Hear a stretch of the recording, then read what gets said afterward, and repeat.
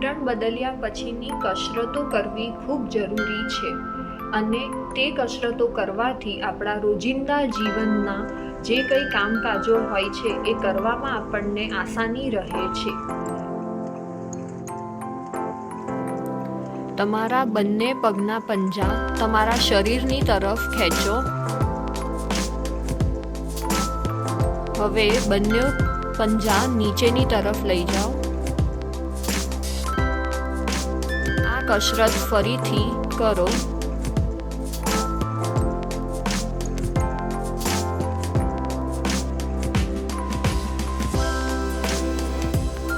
હવે બીજી કસરત, તમારા ઘૂંટણની ઢાંકણીને રૂમાલની તરફ દબાવીને રાખો। ઢીલું છોડો, ફરીથી દબાવો,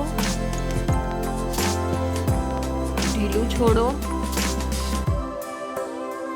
આ કસરત ફરીથી કરો।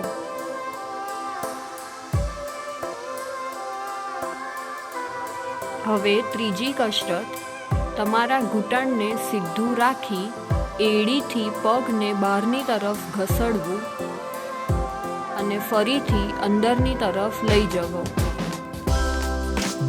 આ કસરત ફરીથી કરવી।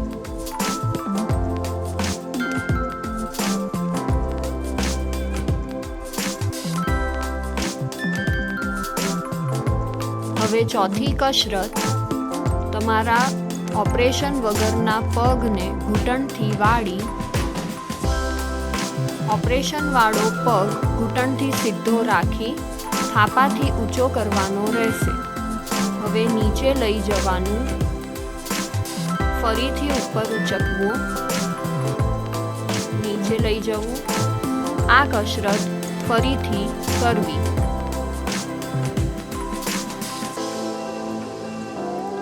બંને હાથ ઘોડી પર રાખી પૂરેપૂરું વજન ઘોડી પર આપીને પગના મદદથી ઊભું થવું। હવે ખુરશીની તરફ નીચે નમીને બેસવું।